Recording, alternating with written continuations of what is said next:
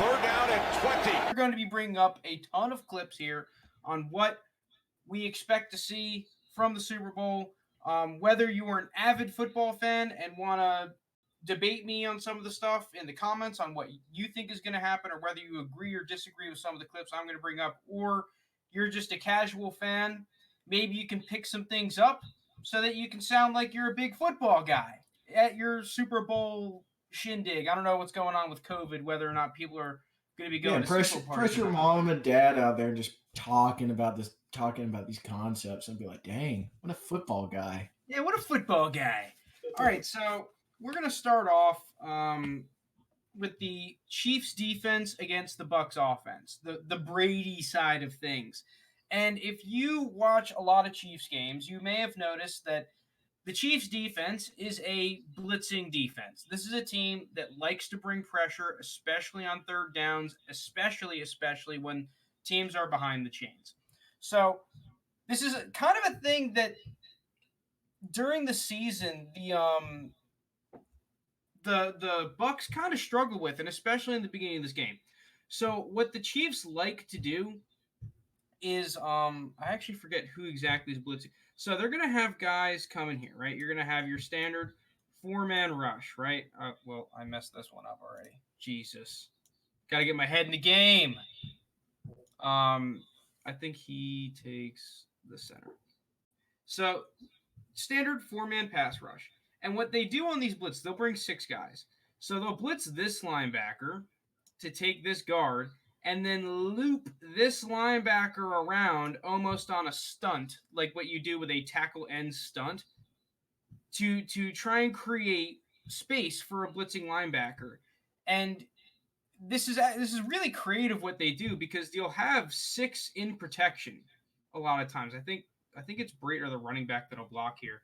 But what it does is they'll overload a side with this looping backer and get a guy free a whole lot. And it really fucked with the Patriots, not the Patriots. See, I'm already screwing up.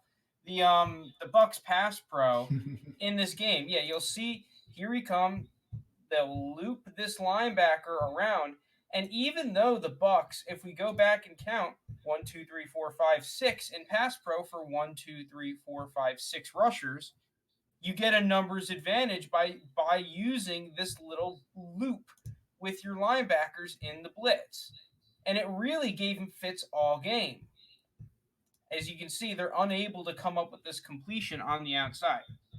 Now, even though that was still a catchable ball, like Brady put it on the money there. That was definitely a catchable ball. And yeah, here's another example of the same concept. You're going to see here. Let me get that pen back.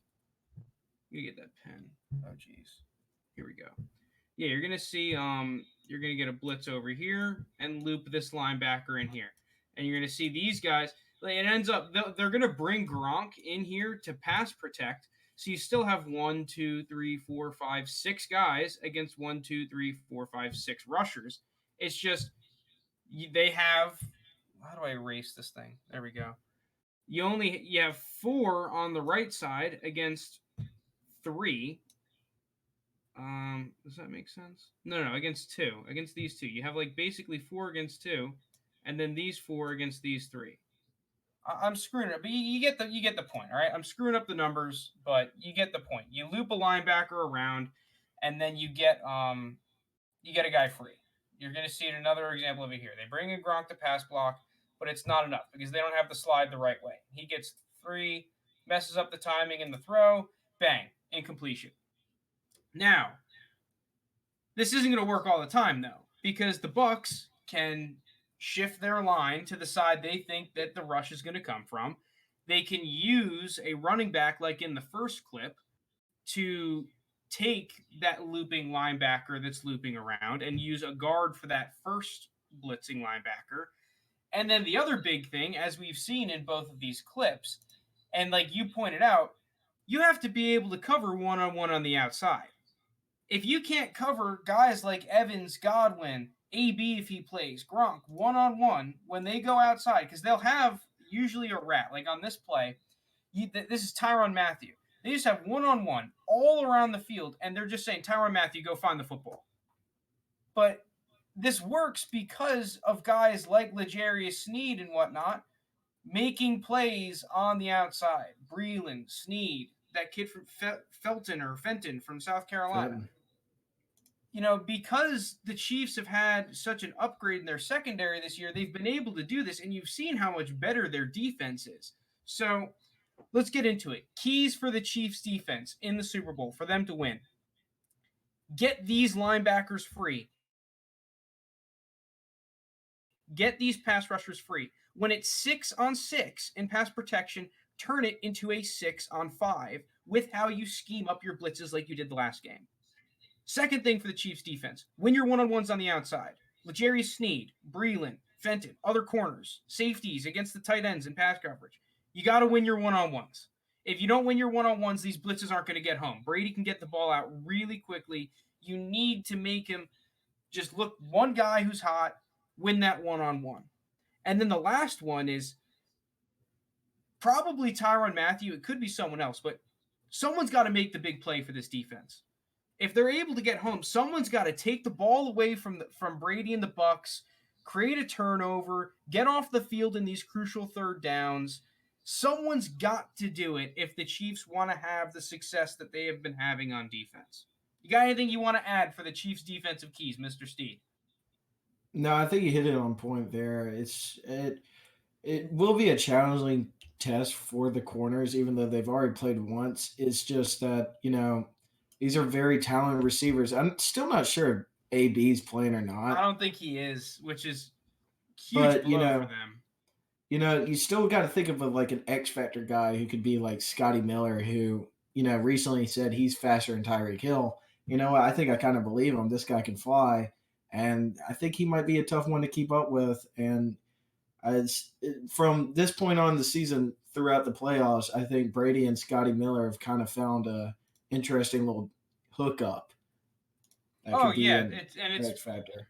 Yeah, this season, when coming into the season, who would have thought that it was Scotty Miller that was going to be the guy come up with plays? Now we've seen Tyler Johnson, who I think a lot of people thought was going to be that third receiver dude coming up with plays. He's been making some plays, so you got, at the end of the day, you got to win these one-on-ones. So now let's go to the other side of the football. For the Bucs, well, surprise, surprise, on the other side of the coin, it's, hey, if they're going to be blitzing 6 guys and you have one-on-one on the outside, you got to win it. In the first half of this game, they couldn't win it. In the second half, you started seeing them move the ball when they put Mike Evans and Godwin and all of them one-on-one, and they were able to start coming back. It's just a game of matchups at the end of the day. If they're going to rush, you got to be able to win the one-on-one. You have the field. You have the advantages of the offense. You got to be able to win it. Second thing, kind of like the opposite side of the key for the Chiefs defense, when they rush 6 and you're blocking 6, you need to make it 6-on-6. They cannot be getting free rushers when they don't actually have a numbers advantage. Make them, if they want to get a free rusher, rush an extra guy that you have blocking. Don't let them get a guy free, untouched, when you're blocking 6 and they're rushing 6. It's a huge, you give Brady that extra half a second. These are completions. That he's too good. As long as even if you get a hand on these free rushers, that's the difference between converting on third down, converting the big play, and not. And it doesn't throw off the timing as much. And then lastly, speaking of third downs, you just can't get behind the chains against this defense. You have to make them respect the underneath throws. You do not want this defense to start setting up too high safeties and being able to disguise looks and not have to worry about the underneath throws and the checkdowns. You need to make it so that your third downs are 3rd and 5s, 3rd and 4s, 3rd and 3s. It is absolutely crucial because once you start getting into 3rd and 6s, 3rd and 7s, and beyond, then you're playing right into the hand of this Chiefs defense. The Chiefs defense will not get a ton of pass rush if they have to rush 4, right? And once you start getting in these third and longs, you just give them that excuse to blitz and an excuse to disguise these looks and make it really tough on your offense. You make it 3rd and short, you can make him pay for blitzing by getting the ball out real quick to the outside on like a little quick out, speed out, a little slant, whip routes, just checking it down to guys like playoff Lenny in the flat. Like when you get in the third and shorts, defense got to respect that. Third and longs, they want you to do that. So you cannot, if you're this Bucs offense, get behind the chains consistently. But now we move on to the side of the ball that everyone probably wants to hear. It's the interesting one, and it's the Chiefs offense against the Buccaneers defense. All right, so let's get into it. Why did the Bucs get absolutely thrashed in the first half of the last game by Tyreek Hill? So we get into the very, very beginning of the game. The Bucs defense did what they wanted to do and what they do against all these other teams. They got everyone just one-on-one here, just real tight, hands on the receiver, right? And what they love doing, let me get the pen back for this one. Bang time. What they really like doing is blitzing linebackers. You know, they'll have like this linebacker a lot of the times lined up in an A gap, and they'll drop him and then blitz the other one. Like that's what they love to do. Todd Bowles in this defense, they want to play with these linebackers and then play real physical matchups on the outside where you're getting hands on with a deep high safety, right? He's just covering the whole field deep, and you're getting hands on, good pass rush, right? You got stud pass rushers on this defense. Problem is that you kind of happen to be playing the one team that is really good against that philosophy, because let's rewind this real quick. Just look at this matchup with Tyreek Hill up here.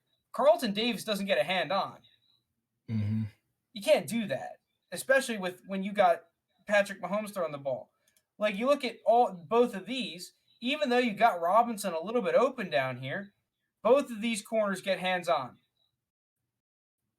You can't play press one-on-one against Tyreek Hill in general, usually, especially if you can't get a hand on him.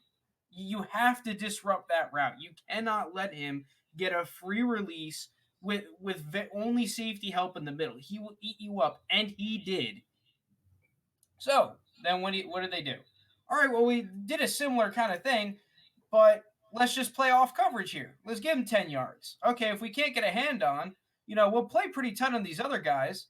This is zone, not man, first off. But we'll give him a cushion, right? We'll give him a cushion. Well, you can't really do that either, because then Tyreek Hill can just double move you, and you're screwed because you don't have a safety that's helping you out a ton. He's taking the bait over here on Kelsey in no man's land, and then you let Tyreek Hill get a giant touchdown. Mm-hmm. Okay, so like any team that lets a receiver get 200 yards in the first quarter, they doubled him. They switched out. They doubled him, unsurprisingly, right?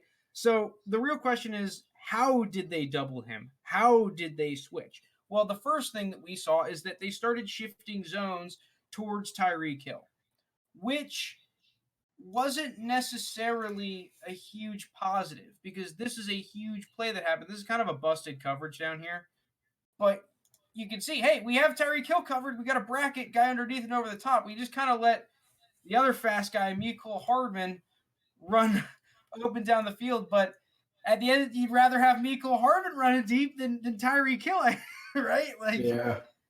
This is exactly why. No, but all jokes aside, they just started bracketing the crap out of Tyreek Hill, and they bracketed Travis Kelce. Here, we are going to have a fun little two-man, just simple two-man. It's just not your traditional two-man where you have a safety over the top on the left and the right. This is, oh shit, we're playing against the Chiefs two-man where we have, they're going to motion. Let me fast forward because they're going to motion Tyreek Hill across the formation here. Okay, bang time. We are going to be playing, oh crap, we're playing against the Chiefs two-man where we have one-on-one here and then just a double on both of these guys. And then you're just letting these guys have the entire field, right? And that's kind of how I expect them to play. They're not going to live in this, but you know, I think you're just going to let the other guys be one on one, because you can have plays like this where okay, I'll let him do this corner route. I'll let anyone but these two guys right here beat me because they're 15-1. They've beat everyone else. And another coverage that I think that we're going to see a decent amount is this quads look. They're going to motion Le'Veon Bell back in here. All right, and stop. So they do this quads look. So a lot of times they're going to have this corner locked onto Travis Kelce one-on-one. This safety is going to be reading this guy out for anyone coming way across the field. He's going to pick that up. And when you do this and you have this quads look, you kind of have this natural bracket on Tyreek Hill because you have this underneath defender getting all this space, and then two over the top defenders getting both a quarter of this half of the field, right? So you get he gets this quarter, he gets this quarter. So no matter where Tyreek Hill goes, you have a plan for him over the top. And that's why I think that they're going to not live in this coverage again, because I'm going to show you why you can't. But if there is a coverage where, okay, we cannot have Tyreek Hill ruin our game, this would probably be it. It's just like everything in football, it has downsides, because you have to leave Kelce, the other guy that's going to ruin your game, one-on-one. And other guys like Le'Veon Bell and Hardman and anyone underneath, they're going to have space. And the other problem with it that we're going to see on this play is that you can run cover 4 beaters, like on this play, where you're going to have a post on the outside and then an out, and you're going to see there's a ton of space, even when they do the right switch. Oh, geez, I'm struggling to keep up with this. Yeah, they don't throw the ball to him. You're going to see, all right, let Kelce open. But this is a concept that if they play this quads look, you're going to see. Because even when you switch, bang, pen back, you're going to have this deep post. Even when you switch and have this safety run with the post and this corner hit the out route, it's a lot easier to do on paper than it is to actually do it in the game. These guys like Tyreek Hill happen to be pretty fast. And if you try to live in this quads look, this throw is going to be there. Mm-hmm. And this is a nice 15, 20-yard play that you can consistently hit. And if they don't switch it, well then, let me rewind real quick. If you want to not switch this, it's even worse. Because then I have, oh geez. Yeah, here we go. Because if you don't switch this, then I have a post against a corner with outside leverage with all of this field to work with, right? So you can't really live in this coverage. So what do I expect the Bucs to do? Well, I think we're going to see, like in the second half of this game, a whole myriad of ways where they try to double Tyreek Hill. I really doubt, and I think they've learned their lesson of trying to let Tyreek Hill be one-on-one and ruin their game over the top. In the other, it's not like they doubled him every single play in the second half. And the few times that they didn't, well, he still ruined the game. He still made some plays. What are you thinking, Steve? What are you thinking? Let me hear your thoughts. Yeah, so I think you're right. The big key is, first of all, not to have Tyreek Hill almost 300 yards in the first quarter. But yeah, generally you don't want to do that. Besides that, I think they did find kind of a nice little groove in their defense in the second half of this game. If they're able to take that into the full aspect of the full game. And, in a lot of those clips, their D-line was getting home where, Patrick Mahomes is still going to make an amazing throw because it's Patrick Mahomes. But if they're able to continuously bring that kind of pressure on them and make them throw these off-platform throws, I think that's a huge win because their D-line can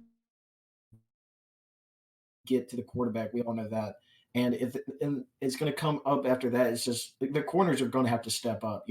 If they're doubling Tyreek for a majority of the game, then there's going to be some one-on-one that guy is going to have a lot of pressure in the biggest game, and he's going to have to make a play like that. You're in the Super Bowl for a reason. Step up and make a play. And I truly, that's just the way I think like their defense is going to have to win that.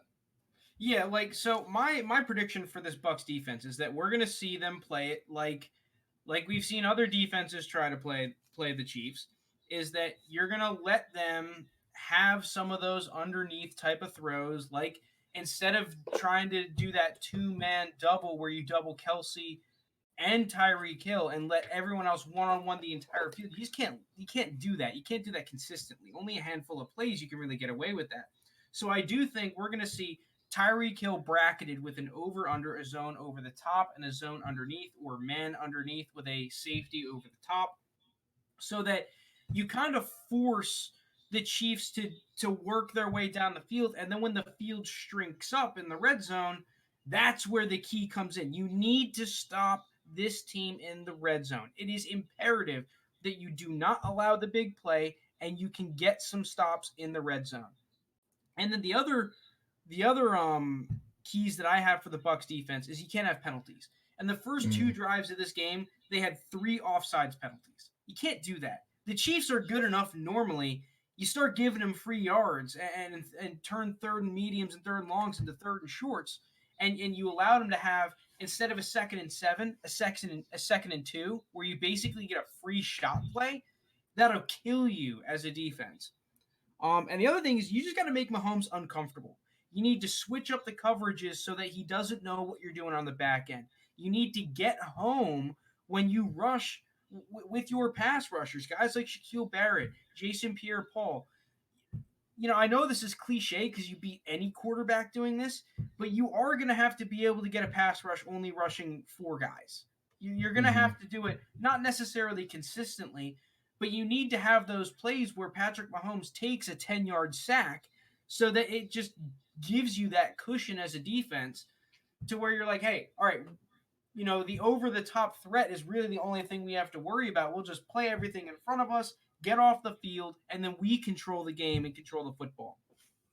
So, this is where the real battle starts, though, is in the red zone. And this is why the Chiefs are so incredibly good and why Andy Reid is so respected as a coach, is because teams have tried everything to stop them in the red zone, and no one can stop them. The Chiefs are just insane on the goal line in the red zone with their creativity and their skill sets. So here's a play that we saw from from their last meeting in the red zone. You have this Patrick Mahomes motion kind of a thing, and then you get a Philly special going on here, right? And it was somehow stopped. I mean, Travis Kelsey, you could have thrown the ball to a wide open Mahomes like an hour ago. But regardless, like, this is such a good call because you have so much to worry about with look how many guys react to Tyreek Hill on this end around. The entire team is flowing all over here to Tyreek Hill, and before Hmm. everyone knows it, it's oh shit, we have to worry about Travis Kelsey and Mahomes on the right side. So Andy Reid's going to come up with everything in the red zone. And I actually have a prediction because I think we are going to see a very, very similar, if not the same look, the same package, but we could see. You see how they have Edwards Hilaire lined up right here? I'll circle it for you for anyone who's Yeah. blind. You see this? I think that they could do a very similar look, but hit Edwards Hilaire on a shovel pass right behind the line here. Andy Reid loves the shovel pass. They could do a similar thing with a Kelsey shovel pass over here, where you have like they'll pitch it to Hill, and then Hill will shovel pass it maybe. I think we're going to see something really wacky this game out of a very similar look like this, where you have this weird little motion from Mahomes, and then you just right here you can hit Edwards. It's open here actually. Like you could hit a shovel pass if he's going behind the line. You can hit something right there. Everyone's flowing to the left. Like you have the leverage to hit it, and you. This is another look that we easily see. This is from the Super Bowl last year, where in a lot of crucial situations, you'll see them do this speed option with Mahomes and a running back, right? And it's just Mahomes plays it so well with this. You know, it seems like defenses always really underestimate Mahomes' running ability with the football on these speed options, especially when you only need 1 yard. I've seen him do it third and fourth and shorts in really crucial situations. We saw it in the goal line in the last Super Bowl. So I think that's another thing. I'm not sure if it'll happen because of the concussion worries with Mahomes, Yeah. but it is the Super Bowl.